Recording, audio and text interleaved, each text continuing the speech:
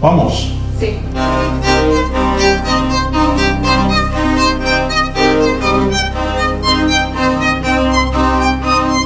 Historia Inquilina es el relato sobre la memoria del alquiler de vivienda en la ciudad de Buenos Aires. Su origen, la actualidad, el mercado y los derechos de inquilinas e inquilinos.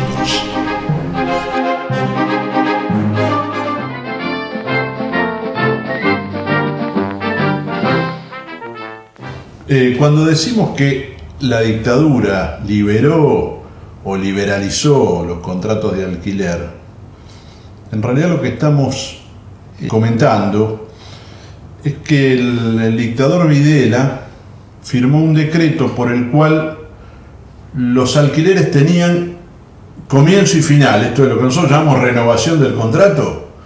Bueno, que los alquileres iban a tener un plazo determinado. Esto es así porque durante 33 años, desde 1943 hasta 1976, hasta el año donde el ejército, las Fuerzas Armadas dieron el golpe militar, los contratos se prorrogaban, esto es, se extendían.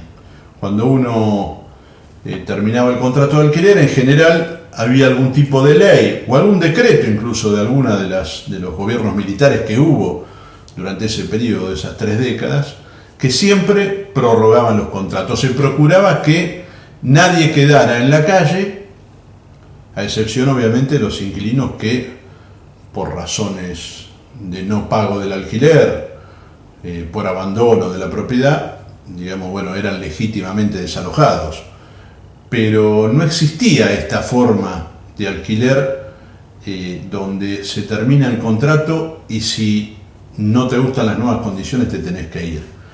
Sino que siempre todos los gobiernos se tuvieron que ingeniar, desde la caída del gobierno peronista en el 55 en adelante, para buscar la forma, ya sea por decreto o ya sea mandándolo al Congreso para que se tratara de seguir extendiendo los plazos de los contratos de alquiler. Por eso, en general, cuando comparamos con hace 40, 50 años atrás, decimos que no veíamos gente en la calle, no veíamos familias en la calle, porque había un grado básico mínimo de protección, que era que cada familia que alquilaba tenía que tener garantizado por lo menos la permanencia en ese lugar. Después, esas leyes, esos decretos veían cómo reformular el precio del alquiler, cómo se indexaba el alquiler, todo eso era de tratamiento, pero siempre con un límite, que era no que se termina el contrato y quedás librado, digamos, al azar o a la voluntad que tenga el propietario, sino que el contrato se prorrogaba, se renovaba automáticamente. Esa es la gran diferencia entre esas 3 décadas, esos 33 años, del 43, de 1943 a 1976, con la realidad que vivimos ahora. Desde Videla en adelante cambiaron absolutamente las condiciones de alquiler de vivienda en la Argentina.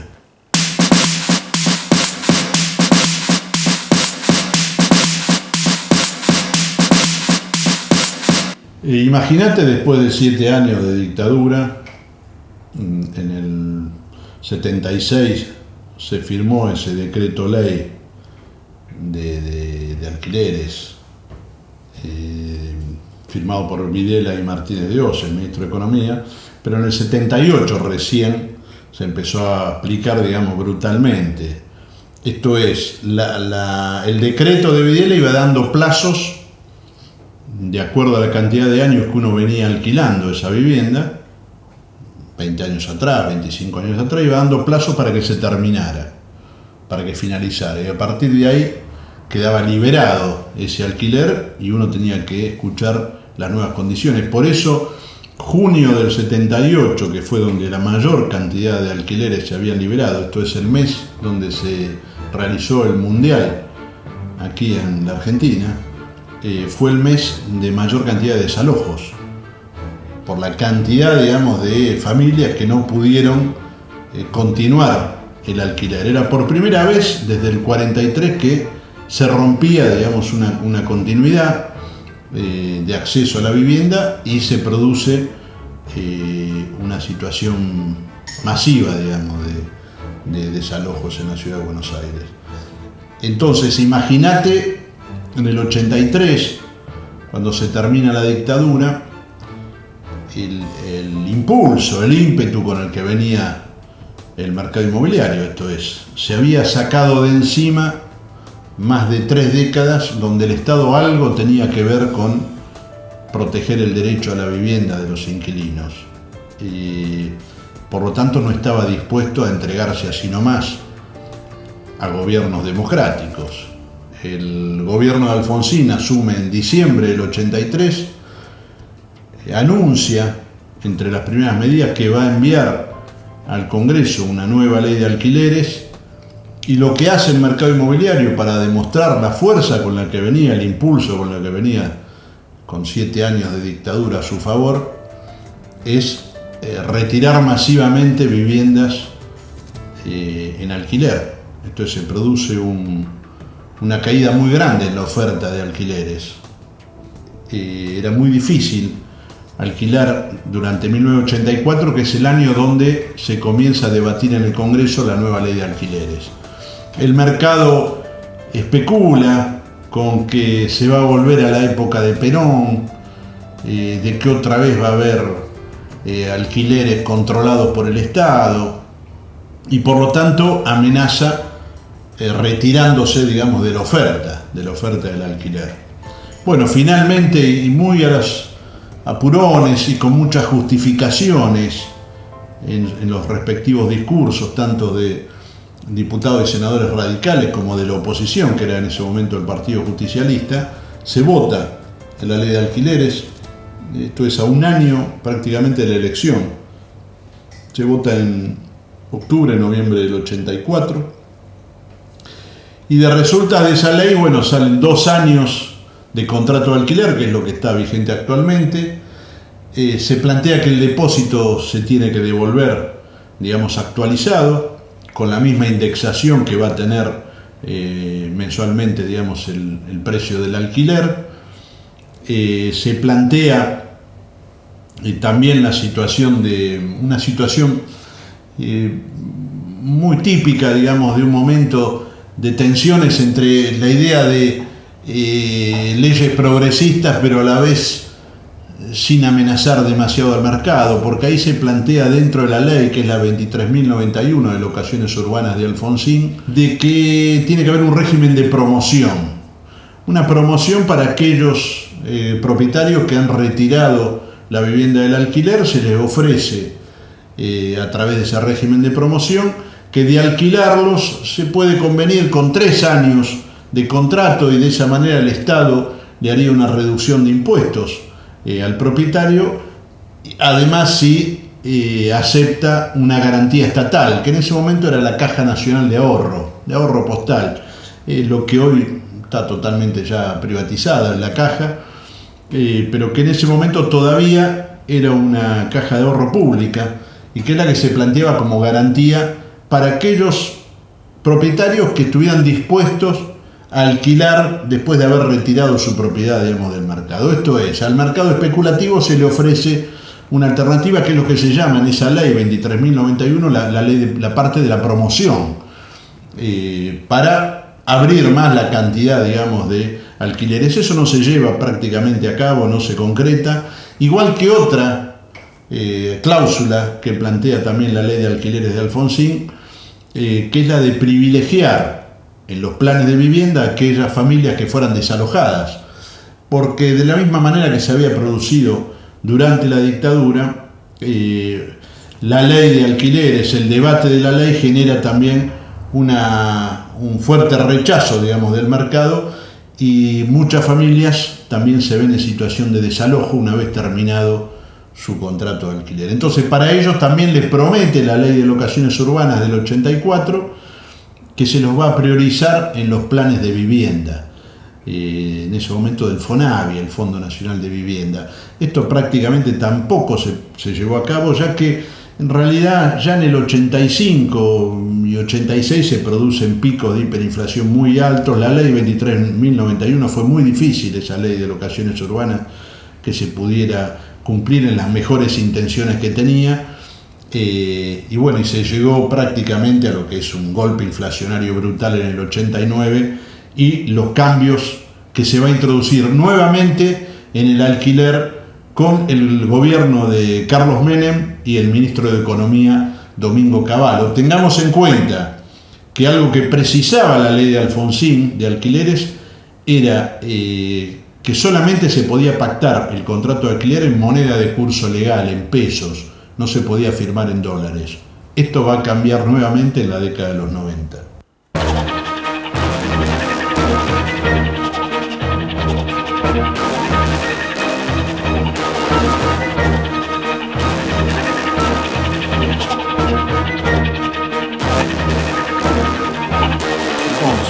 Entonces, en lo que tiene que ver con el precio del alquiler, el depósito, la forma de ajustar los alquileres, se puede decir de que la ley 23.091, la de Alfonsín, no duró 6-7 años.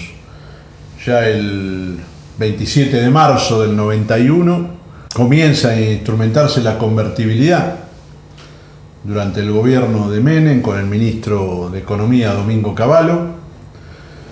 Esto significa, entre otras cosas, de que se equipara el valor del dólar con el peso, un peso igual a un dólar. Se empieza ya a incorporar a los alquileres el dólar como también moneda, digamos, de cambio, moneda de pago de los alquileres. Y como toda promesa, digamos, neoliberal, la convertibilidad es algo así como un proyecto de perpetuidad, de que esto iba a ser así eternamente. Duró formalmente, digamos, hasta el fin del 2001, con la crisis, con las movilizaciones, con los muertos, con la caída del gobierno de la Rúa.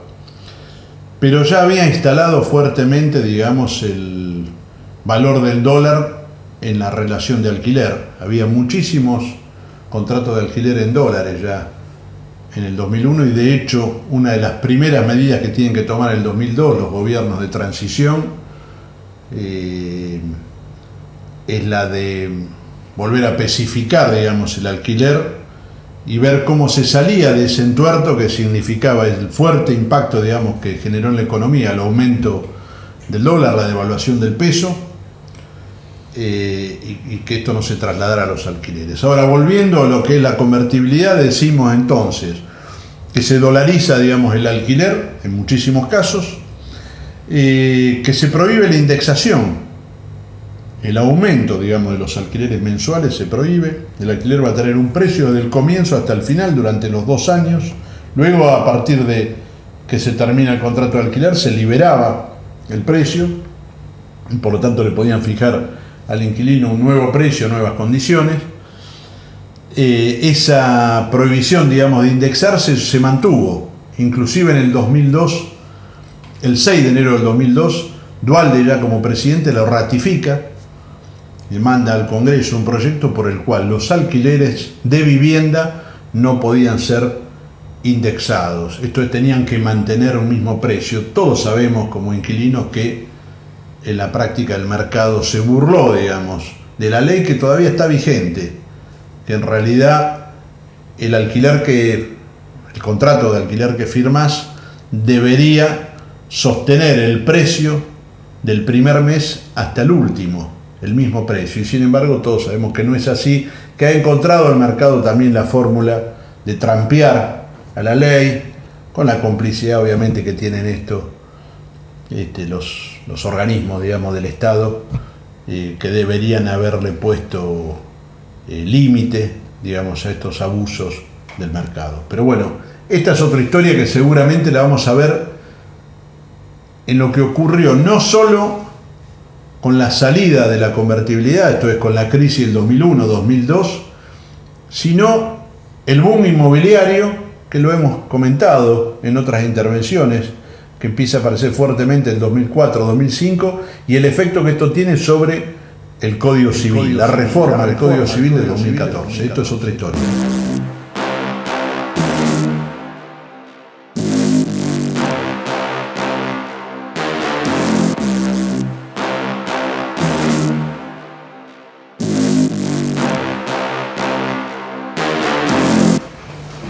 Bueno. El 8 de octubre del 2014 el Boletín Oficial publica el nuevo Código Civil y Comercial, la reforma del Código Civil, que incluye también las relaciones de contrato de alquiler.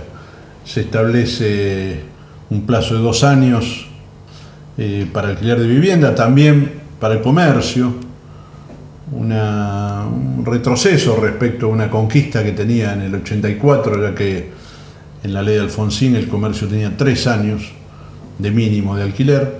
Aquí se establece 12, se fijó unificado para ambas relaciones de alquiler, obviamente que están exceptuados los temporarios, que no pueden superar los 90 días.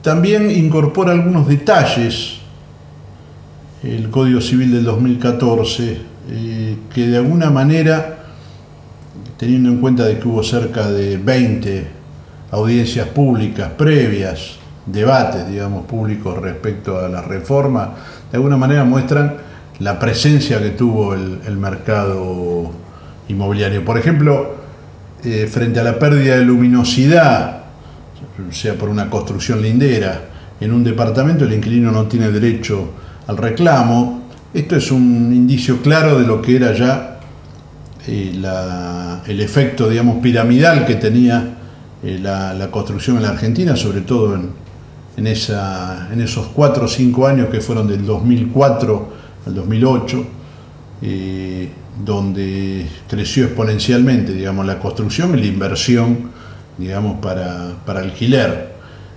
También se nota en el nuevo Código Civil el cambio que existe respecto a la responsabilidad del pago de las expensas. Esto es una confirmación de la tendencia que hay de negocio, digamos, en el alquiler de vivienda, es que ya prácticamente desaparecen las expensas extraordinarias en el código, se remiten casi exclusivamente a edificios de lujo, a cuestiones que tengan que ver con piletas de natación, a los famosos Zoom, esos espacios, digamos, únicos, digamos, para actividades. Esto es sobre todo para construcciones muy suntuosas, muy caras, pero después en general prácticamente se considera toda expensa ordinaria y por lo tanto se carga en el bolsillo inquilino.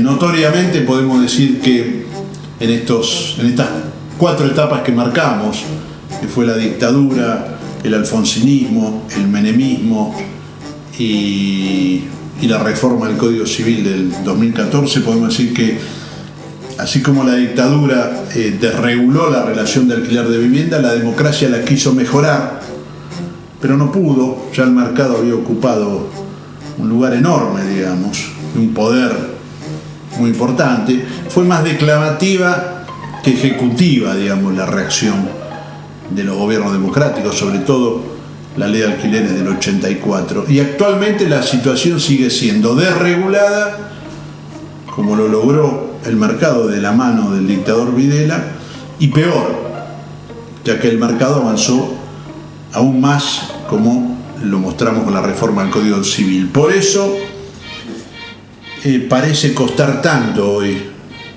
que se vote una ley de alquileres, que se fije alguna norma, algún mecanismo de regulación, que se hable de precio, de algún índice oficial que sea el que se utilice para todos los alquileres de vivienda del país. Parece de una dimensión muy alta en relación al derecho pisoteado durante 4 décadas. Por eso nos está costando tanto quizás este debate nuevo de la ley de alquileres. Pero por otro lado, objetivamente ha habido una reacción quizás dio tantas vueltas alrededor nuestro del mercado, casi hasta asfixiarnos, que empezó a haber una reacción y las organizaciones, digamos, de inquilinos son una realidad objetiva que existe en muchas provincias del país, aquí en la ciudad de Buenos Aires, y esto también de alguna manera ha ayudado muchísimo a que el debate se reinstalara públicamente y que el Congreso una y otra vez vuelva, digamos, a la carga para poder efectivizar de una vez por todas una nueva ley de alquileres nacional.